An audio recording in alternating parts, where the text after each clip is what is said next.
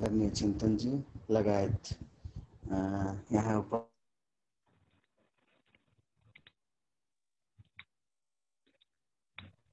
साथीहरू र हाम्रा महावीर पुण्यज्यू, पर्मिला आचार्य रिजालज्यू, शिक्षित भट्टज्यू, नारायण घिमिरेज्यू, नरोत्तम मर्यालज्यू, सबैलाई म युवा जागरण सजगता अभियानको तर्फबाट धन्यवाद र जय नेपालको अभिवादन गर्छु। जुन यति कुरा राख्नुभयो यो चाहिँ यस्तो कुराहरू जुन आयो त्यो चाहिँ हाम्रो लागि एउटा चाहिँ एउटा भनौँ न एउटा क्लास जस्तो भयो, ओरिएन्टेसन जस्तै भयो।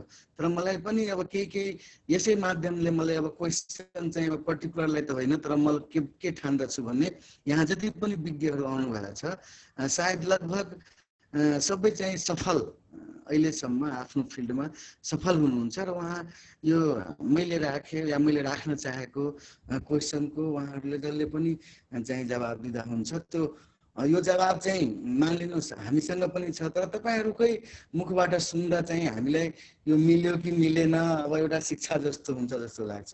जस्तो अब स्वर्णिम बाग्लेज्यू चाहिँ हाम्रो योजना आयोगको उपाध्यक्ष भइसक्नु भएको छ र उहाँसँग अब उहाँ हुनुहुन्न, तर पनि अब उपस्थित सबै चाहिँ हाम्रा अग्रजहरूमा म के राख्न चाहन्छु भने अब नेपालको विकासमा या नेपालको योजनामा परिवर्तन गर्ने कुराहरू चाहिँ धेरै होला, तर नेपाल उहाँले धेरै सडकको कुरा गर्नुभयो, 40,000 किलोमिटर सडकको कुरा गर्नुभयो, धेरै कुराहरू गर्नुभयो, तर कहाँ चुक्यो त हामी? मोबाइलको कुरा गर्नुभयो, अहिले चाहिँ मानिलिनुहोस् 4G 5G सम्म चाहिँ ल्याउने प्रयास भइरहेको छ, तर नेपालको जनसङ्ख्या, मोबाइल बोक्ने जनसङ्ख्या, मोबाइल लिन चाहने जनसङ्ख्या मलाई लाग्छ 2-3 करोडमा अब बच्चा बुच्ची गरेर 2,50,00,000 जति अब होला भन्नु चाहे। 3 करोड भन्दा 4 करोड 5 करोड भन्दा बढी मोबाइल नेपालमा छ, तर सबैको हातमा मोबाइल छैन। हामी कहाँ चुक्यौँ त? लगभग सबै स्थानीय तह मात्रै होइन, हामीले विकास गरेको मोडेलमा, नेपालले अहिलेसम्म चाहिँ विकास गरेको मोडेलमा सबै वडाहरूमा स्कुल छ, तर मान्छे शिक्षित छैन। हामी कहाँ चुक्यौँ त? अब यो कुराहरूको विचार नगरेसम्म हामी चाहिँ जहाँबाट आएको छौँ चाहिँ हामी त्योभन्दा पनि कहीँ ब्याक गइरहेछौँ कि जस्तो लागिरहेछ। जस्तो मै पढ्दाखेरि म पनि सामुदायिक विद्यालयमा वडैको आफ्नो विद्यालयमा भनौँ न चाहिँ यो पढ्न सिकेको हो, तर आज त्यसको स्थिति कहाँ गयो त? यति फोन र मोबाइल हुँदै पनि सबै नेपालीको हातमा मोबाइल किन छैन त? यो प्रश्नहरू उब्जिएको छ र पक्कै पनि मलाई के लाग्छ भने जस्तो एउटा कुरा जुन उहाँले हाम्रो साइन्टिस्ट हुनुहुन्छ नारायण घिमिरेजी, उहाँसँग म धेरै हदसम्म चाहिँ म सन्तुष्ट छु र म सहमत पनि छु। किनभने यो सिस्टम र यो के भन्छ सांसद पोलिटिक्सको कुरा गरेर र त्यसले नि बाधा गर्यो भन्ने कुराहरू चाहिँ मात्रै देखाएर आफू काम नगर्ने, आफू आइडेन्टिफाई नगर्ने, आफूले आइडेन्टिफाई गरेर चाहिँ हामी स्थानीय तहमा के को खाँचो छ, के कसो छ, त्यसलाई नै हामी आधार मानेर त्यहाँ चाहिँ हामी उद्योग या व्यवसाय गर्यो भने पक्कै पनि त्यो समाजलाई पनि र देशलाई पनि टेवा पुग्नेछ। तर यो सबै हेर्दै पनि म तपाईहरुसँग एउटा कुरा म शेयर गर्न चाहे कि जो सिस्टम छ हेर्नुस्, यो नेपालको जुन सिस्टम छ अहिले, के यो सिस्टममा नै र यो सिस्टममा भएका व्यक्तिहरू नै मानिलिनुस् जस्तै चलिरहेछ त्यसरी नै चल्यो भने के यो नेपालको युवाहरूको विकास सम्भव छ? कि या त मानिलिनुस् के युवाहरूको विकास भन्नाले म के भन्दैछु भने युवाहरूको विकास भयो भने भोलिको राम्रो नेपालको परिकल्पना गर्न सकिन्छ। कि अहिलेकै सिस्टम जसरी चलिरहेछ र अहिले जसरी चाहिँ मानिले काम कारबाहहरू भइरहेछ, अहिले जुन नियम कानुनहरू जस्तो बनिरहेछ, अहिले नै जस्तो मानिलिनुस् यो न्यायाधीशको नाममा पार्टीहरूले चाहिँ नियुक्ति गरिरहेको छ। अहिले जुन मानिलिनुस् यो तपाईको अख्तियारको नाममा जुन दलीय भागभण्डाको खेल भइरहेछ, यो सबै कुरा यसरी हेर्दाखेरि चाहिँ हामी यसरी चाहिँ आफै मेहनत गरेर नेपालमै काम गरेर हामी पनि अगाडि बढ्न सक्छौं कि हाम्रो नारायण घिमिरेज्यूले भन्नुभयो नि त भगौडा भनेर म त्यहाँ सफल भए कि त्यही बाटो रोज्नु पर्ला कि हैन भन्ने कुराहरू चाहिँ एकदम मनमा चाहिँ आज यस्तै कुराहरू लाग्यो। जस्तो हाम्रो सरोज कुमार शर्माजीले हाम्रो प्रमिला आचार्य रिजाल म्याडमसँग सोध्नुभयो। उहाँ पनि अब धेरै नेपालमा साधारण स्तरको मान्छे हुनुहुन्न, पक्कै पनि लाखौँमा एक हुनुहुन्छ, तर पनि उहाँले आज प्रश्न सोध्नुभयो। त्यो मलाई कति न कति लाग्यो कि यो स्किल डेभलपमेन्ट यता कति सानो कुरा, जो कि आज वडाहरूमा 4 लाख 5 लाख रुपियाँ स्किल डेभलपमेन्टको नाममा चाहिँ त्यतिकै खेर गइरहेछ। यो तपाईँ अहिले मात्रै होइन, यो मलाई लाग्छ यो 10 साल पहिलेदेखि स्किल डेभलपमेन्टको नाममा र नेपाल सरकारको चाहिँ माने स्किल डेभलपमेन्ट डिपार्टमेन्ट हुँदाहुँदै पनि 12 अरब रुपियाँ, म 74 को कुरा गर्दैछु, 12 अरब रुपियाँ चाहिँ मानिलिनुहोस् त्यो स्किल डेभलपमेन्टको नाममा खर्च भयो। त्यो एउटा मानिलिनुहोस् यसरी चाहिँ गर्दाखेरि अब एउटै मान्छे 4 ठाउँमा तालिम लिने, भत्ता लिने, निकाल्ने एउटा प्रवृत्ति, डेभलपमेन्ट होइन त्यो, होइन? यो एउटा प्रवृत्ति हुन्छ, होइन? अब एकै टाइममा एकै ठाउँमा मानिलिनुहोस् 4वटा मिटिङ, 4वटामा भाग लियो रे, कस्तो मान्छेले भर्चुअलमा त लिन पनि सकिन्छ, तर हेर्नुहोस् कस्तो हाम्रो नेपाल पहिल्यैदेखि यो स्किल डेभलपमेन्ट र यस्ता कार्यक्रमहरू भत्ता लिने भर्चुअलैबाट हुन्थ्यो जस्तो लाग्थ्यो मलाई, हेर्नुहोस्, होइन? अब यस्तो कुराहरूमा मैले चाहिँ यो आदरणीय चाहिँ आउनुभएका व्यक्तिहरूसँग, होइन, मैले एउटा सेयर गर्न मात्रै खोजेको हो, यो कुनै यो जवाब सवाब होइन। मैले यो कुराहरू टिपोट गरेर मैले राखेको थिएँ कि के सोधो भने त्यसमा मैले के लाग्यो भने युवा केन्द्रित विकासलाई भ्रष्टाचारले कति प्रभाव पारेको छ। नम्बर 1, अहिले जो सिस्टम नेपालमा छ त्यसलाई टेकेर हामी आफ्नो विकासको लक्ष्य हासिल गर्न सक्छौँ त? नम्बर 2, अर्को यो सबै कुराहरू गर्दाखेरि राजनीतिलाई बाहिर राखेर, पोलिटिक्सलाई बाहिर राखेर युवा केन्द्रित विकास हुन सक्छ के? युवाहरू पोलिटिक्स भन्दा बाहिर बसेर आफ्नो माने त्यो विकास चाहिँ ल आफ्नो सोचको हिसाबले काम गर्न सक्छ, त्यस्तो वातावरण छ? अर्थात् राजनीतिक परिवर्तन, हैन, नभइकन, राजनीतिक हिस्सेदारी नभएसम्म के नेपालको अहिले परिवेशमा चाहिँ युवाको विकास सम्भव छ?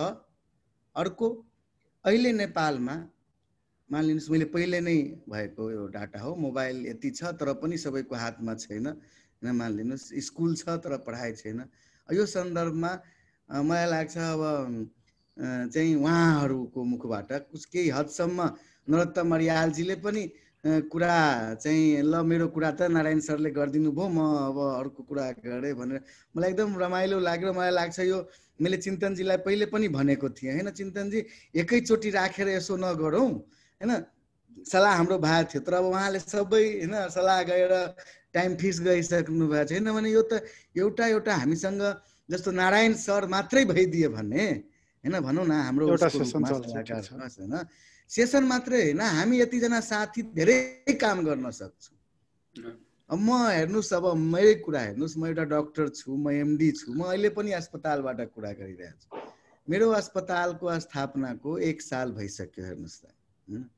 मैले यो सामुदायिक भनौँ न एउटा च्यारिटेबल भए पनि सामाजिक अवस्था यस्तो छ कि आफ्नै गोजीबाट पैसा लगानी गरेर अरूलाई चाहिँ कसरी मिनिमम स्तरमा इलाज गर्ने बुवाको नाममा भएको हिसाबले, हैन, सामाजिकमा पनि त्यस्तै हो सम्भावना, समाजको स्तर पनि त्यस्तै हो। नेपाल सरकारले लागू गरिसकेका आमा सुरक्षा कार्यक्रमको लागू गर्नको लागि म 6 महिनादेखि सङ्घर्षरत छु। हेर्नुहोस्, म सबै कुरा बुझेर पनि केन्द्र जानुस् त भन्छ स्थानीयको अधिकार भइसक्यो त कुनै ठुलो कुरा होइन, स्थानीय जानुस् त के भन्छ त? भन्नाइको अर्थ के हो भने अहिले नेपाल सरकारले निर्णय गरिसक्यो कि कुनै पनि सामुदायिक अस्पताल वा फेरि मानिलिनुहोस् कुनै अनुदान प्राप्त गर्नको लागि नेपाल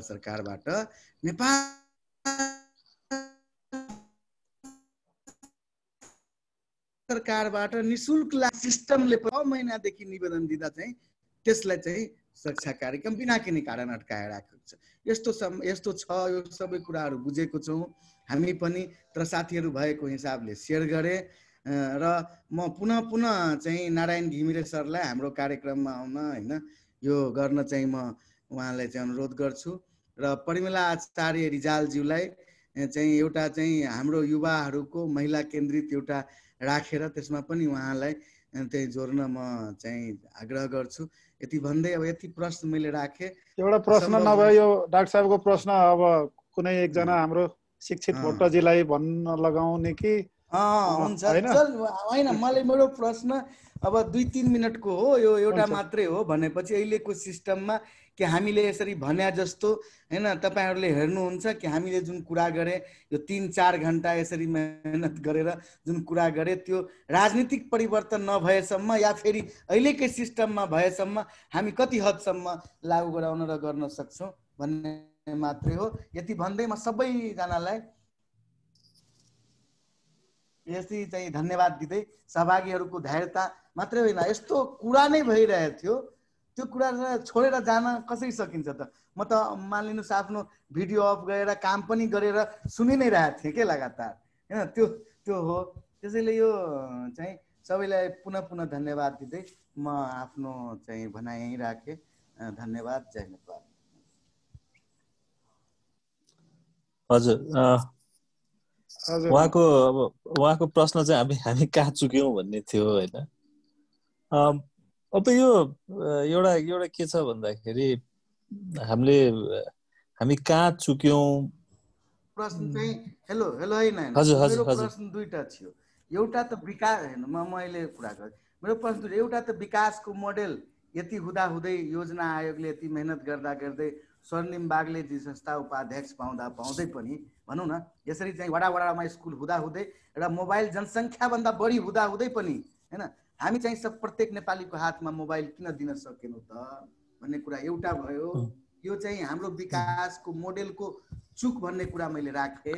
यो चाहिँ कहाँ चुक्यो यो भयो। तर अर्को प्रश्न पनि त्यसमा जुडेको छ कि अहिले जुन हामीले यति कुरा गरे तपाईले पनि धेरै कुराहरू राख्नुभयो हैन जस्तो यो सामूहिक कामहरूको यस्तो के अहिलेको नेपालको मानिलिनुस् जस्तो सिस्टम छ राजनीतिक र यो चाहिँ यो भनौँ न ब्युरोक्रेटिक सिस्टम जस्तो छ त्यस सिस्टममा हामीले गरेको जुन अहिलेसम्म गरेको 3 घण्टाको जुन कार्यक्रमको लक्ष्य थियो एउटा चाहिँ आय आर्जन र विकासको सम्बन्धमा आफ्नो देश र समाजको त्यो चाहिँ सम्भव छ भन्ने यो प्रश्न थियो। यो कार्यक्रम सेकेन्ड क्वेशन चाहिँ के थियो रे यो तपाईले के सेकेन्ड क्वेशन के थियो भने अहिले जुन हामीले चाहिँ जुन यति 3 घण्टा लामो छलफल गरे र त्यो छलफलमा नारायण सरले राख्नुभयो यति राम्रो कुरा तपाईले राख्नुभयो रोजगारमूलक कुराहरू प्रमिलाजीले राख्नुभयो हैन यस्तै कुराहरू राखे हामीले अनि अहिलेको सिस्टममा बसेर यो कुरालाई मनन गरेर हामी आजदेखि प्रयास गर्यौं भने के यो सम्भव छ कि हामीले चाहिँ त्यस्तो गर्न सक्छौं यो सिस्टममा बसेर। त्यो अब जस्तै पहिलो प्रश्नमा अब म त अब त्यति ज्ञानी मान्छे त होइन मेरो पनि अब आफ्नै हैन आफ्नै एक्सपिरियन्सको आधारमा बस्ने हो। तर एउटा चीज हामीले यो हामी किन चुक्यौं कहाँ चुक्यौं कसरी चुक्यौं भन्दा पनि हामी के गर्न सक्छौं अगाडि भन्ने चाहिँ महत्त्वपूर्ण प्रश्न हो हैन। मैले भने नि हामीलाई बच्चादेखि नै हामीलाई जसरी सिकाइयो जसरी हुर्काइयो हामी सानो देश हामी गरिब देश हामी केही पनि गर्न सक्दैनौं हामी विदेशीहरुको डोनेसनमा हामीले बस्नुपर्छ त्योबाट हामी कहिले पनि माथि उठ्न सकेनौं। जस्तै हिजो जनकपुरमा रेल आयो त्यो रेल आजको प्रत्येक न्यूजपेपरको फ्रन्ट पेजमा छ हैन। यो रेल भन्ने प्रविधि कति पुरानो प्रविधि हो ल भन्नुस् 100 वर्ष 150 वर्ष 200 वर्ष पुरानो प्रविधि हो।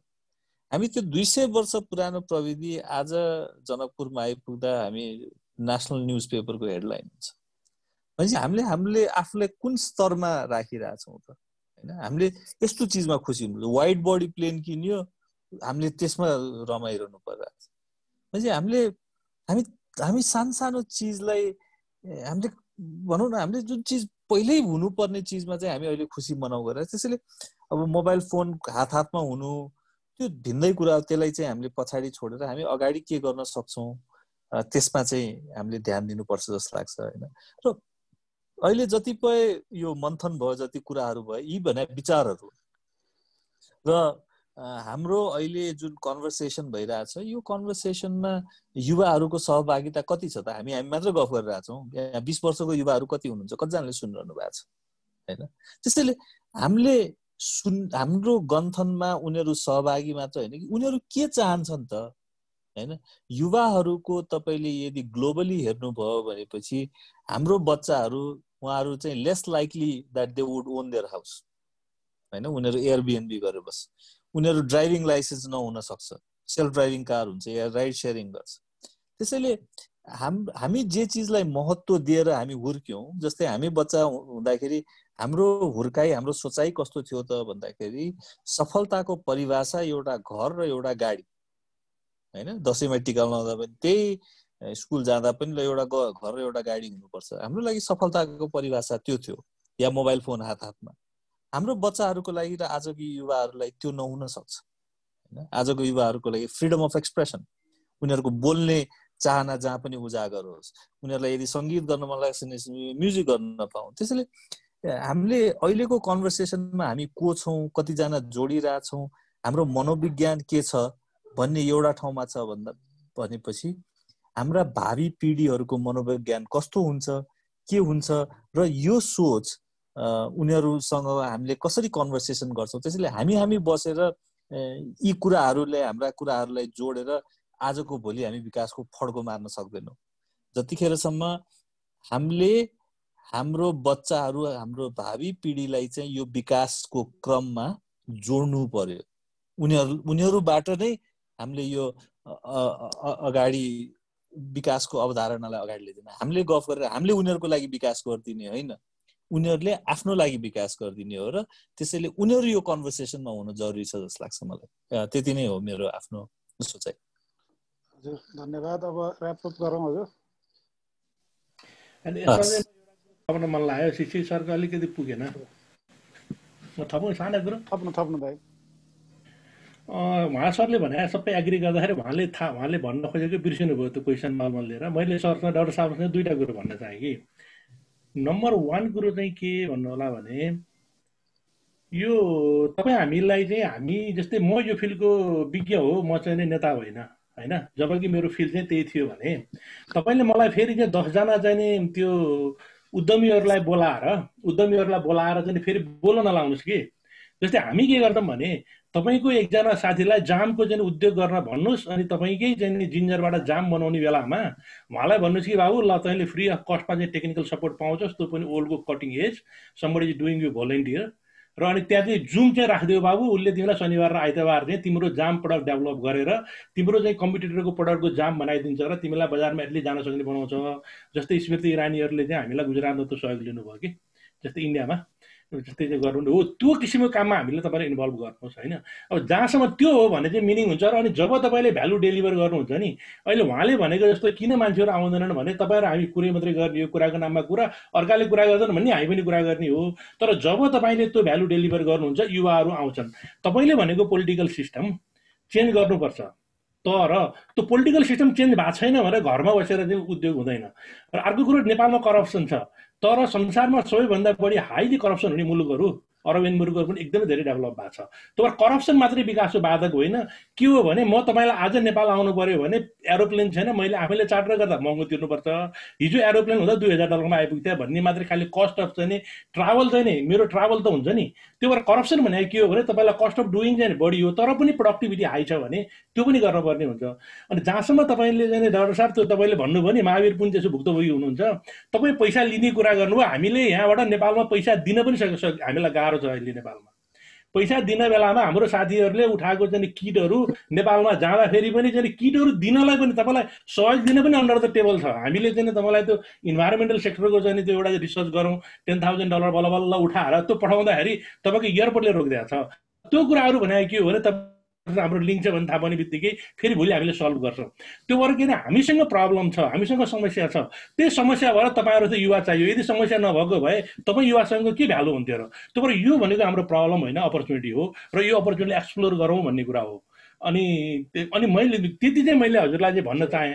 खालि चाहिँ के अरे खालि हामीले के भने प्रब्लम छ र त तपाईँ हाम्रो चाहिँ भ्यालु हो नि। अनि तर यदि युवा र म चाहिँ आफूलाई कहिले पनि पहिला यहाँ हाम्रो नि जनसम्पर्क समितिहरू भन्ने छ कि, उनीहरूले हामीलाई काङ्ग्रेस भन्छ, म चाहिँ काङ्ग्रेस होइन भन्छु कि, म किनभने नेविसँग हो भन्छु कि उनीहरूलाई। किनभने त्यसको मिनिङ छ। हामी चाहिँ यङहरूको चाहिँ जुन एउटा मिनिङ छ, ओल्ड चाहिँ जुन एउटा चाहिँ डिस्टेन्समा हिजो तपाईँले हामीले के गर्थ्यौँ भने के अरे खोला तर्नको लागि चाहिँ जुत्ता फुकाल्न पर्थ्यो र चाहिँ पाइन्ट माथि सार्नु पर्थ्यो, मोजा निकाल्नु पर्थ्यो। आज खोलामाथि चाहिँ के अरे बनिसक्यो, के अरे तपाईँलाई चाहिँ पुल बनिसक्यो हुँदा तपाईँ एरोप्लेनमा हुनुहुन्छ। तपाईँ एरोप्लेनमा हुँदाखेरि फेरि तपाईँको पुरानो ढर्रामा हाम्रो बुढाहरूले गर्नुहुन्छ नि, ए बाबु ल जुत्ता फुकाल अनि मोजा नफुकाले कहाँ चाहिँ खोला तर्ने भन्ने चाहिँ त्यो चाहिँ अब हामीले सङ्घर्ष गर्नुपर्छ। त्यो तपाईँहरूको काम हो। तर एट द सेम टाइम यदि तपाईँहरूले चाहिँ प्रोडक्टिभ युवाहरूलाई तपाईँले जोड्नुहुन्न भने र तपाईँको युवा सङ्गठनमा पनि कोही लाग्दैन, तपाईँहरू पनि अनपपुलर हुनुहुन्छ। त्यो कुरा चाहिँ डाक्टर साहब हामीले चाहिँ सोच्ने कुरा हो जस्तो मलाई लाग्छ। धन्यवाद। धन्यवाद सर, धन्यवाद। म धन्यवाद छ। अब ऱ्याप अप गरौँ। एलिजा कता छौ? भाइ क्लोज गरौँ। लगभग हामी कार्यक्रमको अन्त्यतिरै छौँ। अब यस कार्यक्रमलाई समापन गरिदिनु हुनका लागि यस कार्यक्रमका अध्यक्ष युवा जागरण अभियानका संयोजक चिन्तन पौडेलज्यूलाई हार्दिक अनुरोध गर्दछु। धन्यवाद। धेरै लामो र धेरै सान्दर्भिक कार्यक्रम भयो। अब लगभग 3.5 घण्टादेखि हामी लाइभमा पनि छौँ। सबै वक्ताहरूको कुरा पनि सुनेका छौँ। साथीहरूले रेकर्डेड यो पछि फेरि युट्युबबाट पनि हेर्न सक्नुहुनेछ र हामीले वेबसाइटमा पनि छिटै नै यसलाई उपलब्ध गराउँछौँ र यो रेकर्डेड फेरि हामी प्ले गर्ने काम गर्छौँ। धेरै जसो वक्ताहरूको आफ्नो आफ्नो विशेषता थियो। आजका विशेष वक्ताहरूलाई म धेरै धेरै धन्यवाद दिन चाहन्छु।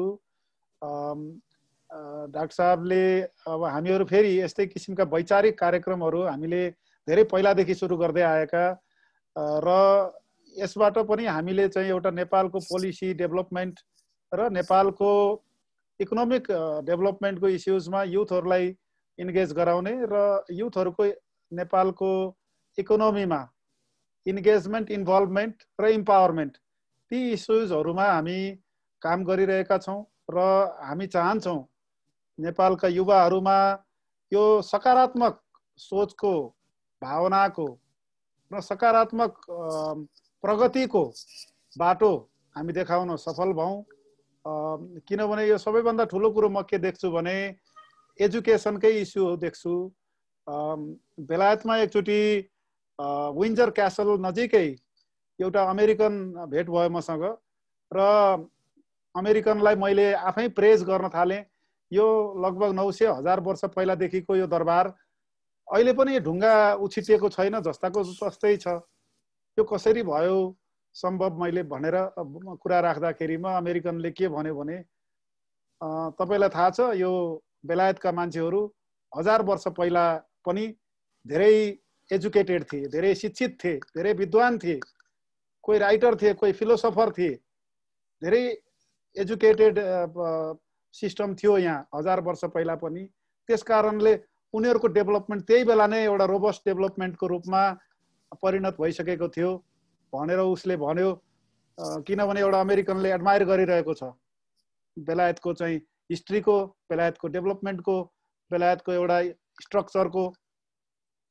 र साँच्चै नै पनि कुरा के हो भने 300 वर्ष पहिला अथवा 250 वर्ष पहिला अमेरिका हेऱ्यो भने जङ्गल मात्रै थियो, त्यहाँका मान्छेहरू कुनै शिक्षित थिएनन्, केही पनि थिएन। तिनै ब्रिटिसहरूले गए त्यहाँ चाहिँ आविष्कार गरे, केही नयाँ प्रगतिका बाटोहरू देखाए र अमेरिकनहरूले बिस्तारै अध्ययनमा रुचि लगाउन थाले, नयाँ नयाँ खोज अनुसन्धान गरे, आविष्कारहरू गरे। आविष्कारलाई पूर्वीय संस्कृतिमा आविष्कारका कुराहरू हुन्थे, ती सबै पश्चिमाको अधिकार हुन थाल्यो अहिलेको 21औं शताब्दीमा।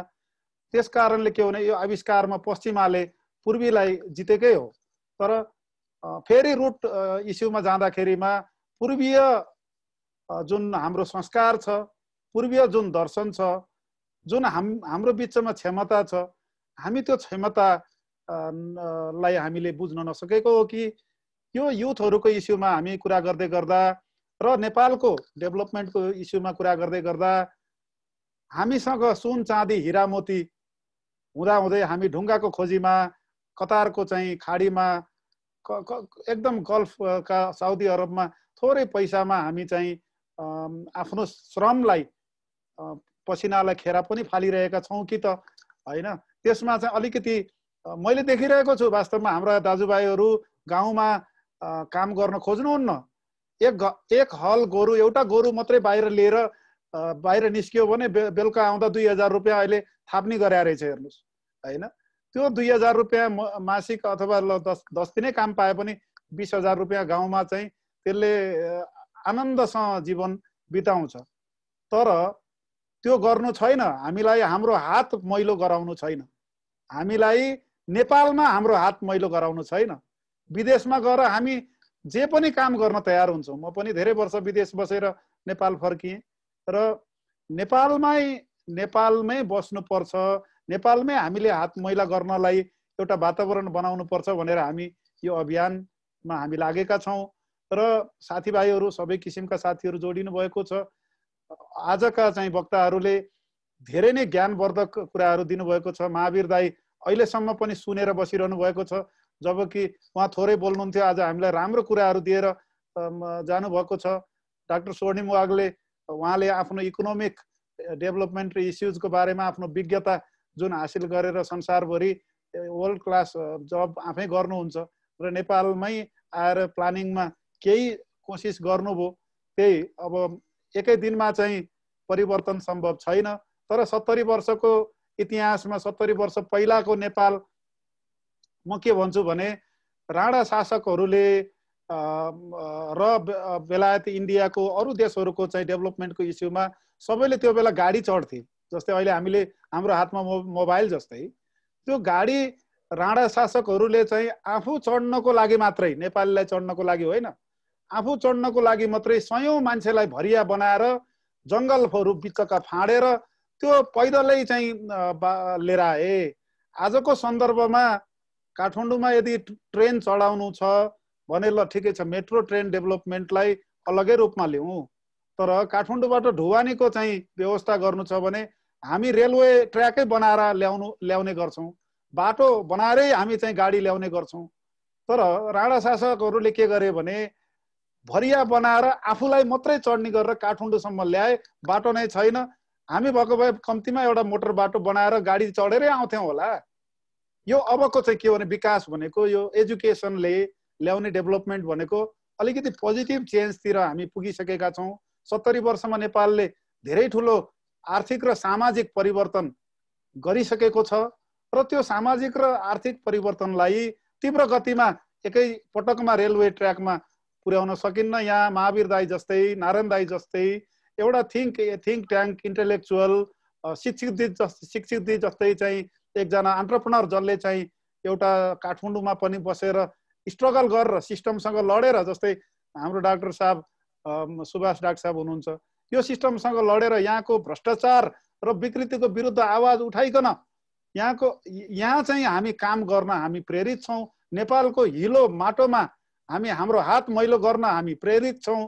हामी हाम्रो हात मैलो गर्न चाहन्छौँ। मैलो गरेर भोलिको पिँढीलाई, भोलिको भविष्यलाई, भोलिका युवालाई, भोलिका कर्णधारलाई नेपाल पनि चाहिँ एउटा चाहिँ नेपालको लागि नेपाल पनि बस्न लायक ठाउँ छ। नेपालमा पनि एजुकेसन टुरिज्म हुनसक्छ, नेपालमा पनि हेल्थ टुरिज्म हुनसक्छ, नेपालमा पनि जडीबुटीको आफ्नै उद्योग बनेर नेपालले एक्सपोर्ट गर्न सक्छ। जसरी कफी र चियामा सम्भव थियो त्यस्तो अरू धेरै कुरामा सम्भव छ। तितेपाती नै बेचेर अहिले चाहिँ आम्दानी बनाइरहेका छन् गाउँले। भनेपछि यो सम्भव छ भन्ने कुरालाई हामी गाउँमा हामी पुर्याउन चाहन्छौँ। यहाँहरूको साथ सहयोग, सबै साथीहरूको साथ सहयोग र विशेष गरी विदेशमा नेपालमा रहेका सबै किसिमका साथीहरूको साथ सहयोगमा हामी यो कार्यक्रमलाई अगाडि बढाउँदै जान्छौँ। र वैचारिक अर्को यो बन्द गर्नुभन्दा अगाडि अर्को हप्ता हामीले कोरोना विशेष एउटा कार्यक्रम गर्दैछौँ। कोरोनासँग हामी कति डराउने, नेपाली कति डराउने, अथवा हामीलाई पनि त्यसमा पनि एजुकेसनको ल्याक अफ एजुकेसनको कारणले कति मान्छे घरमै बसिरहनु भएको छ, कति मान्छे बाहिर निस्किनु भएको छ, तर कसरी ट्रान्समिसन भयो थाहा छैन, कसरी ज्यान गयो त्यो पनि देखाएको छैन, थाहा छैन। किनभने एकैचोटि त्यो कोरोनाको बिरामी त्यति छिटो ठिक पनि नहुने रहेछ, त्यसको पछि पनि कम्प्लिकेसन आउँदो रहेछ। सन्चो भएपछि पनि लङ्सलाई असर गरिरहेको छ, के असर गरिरहेको छ। हाम्रो अल इन्डिया मेडिकल इन्स्टिट्युट नै भारतको सबैभन्दा प्रसिद्ध एसियाकै टप इन्स्टिट्युट मेडिकल रिसर्च इन्स्टिट्युटबाट प्रोफेसर डाक्टर निरज निश्चलले अर्को हप्ता हामी 1-to-1 हामी उहाँसँग अन्तर्क्रिया कार्यक्रम गर्छौँ र उहाँसँग हामीले अन्तर्क्रिया कार्यक्रम गरेर कोरोनासँग हामी कतिको डराउँ त डाक्टर साहब, कोरोनासँग हामी कतिको चाहिँ जीवन अब हामी यो अर्को 1 वर्ष बिताउन पर्ने हुनसक्छ, अरू 2 वर्ष बिताउन पर्ने हुनसक्छ। जसरी एड्सले चाहिँ अहिलेसम्म धेरै वर्षदेखि धेरै मान्छे मार्यो र त्यसले चाहिँ के छ भने अहिलेसम्म राम्रो उपचार पाएको छैन, तर कम्तीमा ट्रान्समिसन यसरी हुन्छ र यसरी ट्रान्समिसन को लागि हामी कन्ट्रोल गर्न सक्छौँ भन्ने एउटा एजुकेसनले गर्दा एड्सको चाहिँ एकदम ऱ्यापिड ग्रोथ छैन। तर यो कोरोनाको चाहिँ ऱ्यापिड ग्रोथ त्यसको भ्याक्सिनेसन भएन र यसले चाहिँ यही अनुपातमा मान्छे मार्ने हो भने 100मा 1 जनादेखि 100मा 8-9 जनासम्म मान्छे मार्ने देखिएको छ। त्यो के अब डराउने र कति डराउने र नियमित काममा जाने र कसरी नियमित काममा जाने र कोरोनासँग हामी चाहिँ जीवन स्तर कसरी बाँच्ने भन्ने टपिकमा डाक्टर साहबसँग हामी प्रत्यक्ष साक्षात्कार कार्यक्रम गर्छौँ। यहाँहरू सबै समय मिल्यो भने जोडिनु होला, म लिङ्कहरू हामी सेयर गर्छौँ र अरू पनि साथीहरूलाई बोलाउनु होला भन्दै यस्तै रचनात्मक र नेपालमा युथहरू ओरिएन्टेड इस्युजहरूमा हामी आवाज उठाउने कामहरू गर्दै गर्छौँ। आजका अतिथिहरूलाई मुरी धन्यवाद दिँदै हाम्रा पदाधिकारी साथीहरू, हाम्रा सबै जिल्लाबाट साथीहरू जोडिने र छुट्ने क्रम भइराखेको छ। पूर्वदेखि पश्चिमसम्म हाम्रो 77 जिल्लामा हाम्रो नेटवर्क छ र विदेशमा पनि हाम्रा साथीहरू अहिले पनि अमेरिकाबाट अर्जुनजी अनि बेलायतबाट विश्व आदर्श दाई, विभिन्न किसिमका साथीहरू अहिले पनि लाइभमा जोडिरहनु भएको छ। चिन्तामणि सापकोटाजी स्पेनदेखि जोडिनु भएको छ, नवीन भाइ पोर्चुगलबाट जोडिएका छन्, रामजी भट्टराई हाम्रो गोर्खाजबाट जोडिनु भएको छ, विमल राज छेत्रीजी हाम्रो गायक पर्वतबाट, केदारजी हाम्रो विभिन्न किसिमका साथीहरू, विनोदजी हाम्रो कोरियाबाट जोडिनु भएको छ। लाइभमा हाम्रा साथीहरू वीरगञ्जबाट अफसरजी यहाँ हुनुहुन्छ, देवेन्द्र पौडेलजी हुनुहुन्छ, उहाँ चिया कफीको विज्ञ हुनुहुन्छ। यस्ता भारतबाट हाम्रो नगेन्द्रजीहरू जोडिनु भएको छ। धेरै किसिमका साथीहरू हामीसँग प्रत्यक्ष पनि जोडिएर सहभागिता जो जनाउनु भयो, यहाँहरूलाई धेरै धेरै धन्यवाद दिँदै र यस्तै रचनात्मक कार्यक्रमहरूमा सहभागिता र पार्टिसिपेसन र त्यसबाट युथहरूलाई मेसेज पुर्याउनलाई सबैजना साथीहरू सारथी बन्नुहुनेछ भन्दै सबैजनामा I want to share my gratitude and thank to all of my guests and everyone involved in this program. सबैलाई धन्यवाद दिँदै यस कार्यक्रममा लाई म आज अन्त्य भएको घोषणा गर्न चाहन्छु। सबैलाई हस्त धन्यवाद। जय नेपाल।